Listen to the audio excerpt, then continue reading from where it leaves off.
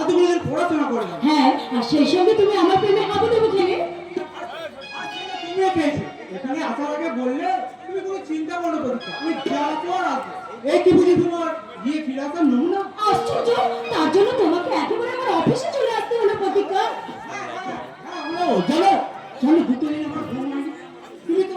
তুমি তো দিব্যি এখানে একটু ভিডিও দেয়, তুমি মেনটা হয়ে বসে বলেছো। আমার তো কি হচ্ছে সেখানে রাখো তুমি।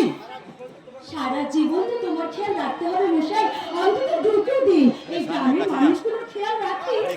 হবে না প্রতীক্ষা, ওই জ্ঞানটা আমি কিচ্ছু বুঝি না। তুমি তোমার বাবাকে আমাদের কথা বলেছো? না বলিনি, তবে বলবো। কোথায়?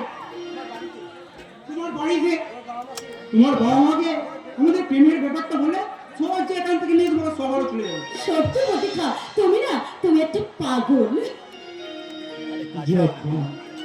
কেউ আমাকে পাগল বলে, প্রতীক্ষা,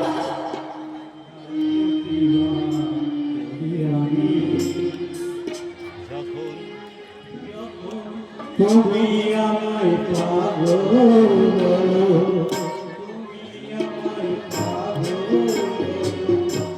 তুমি আমায় পাগল বলো, তাই বুঝি?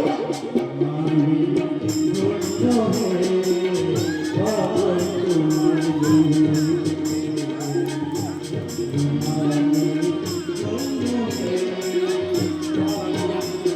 ব্যাস, ব্যাস,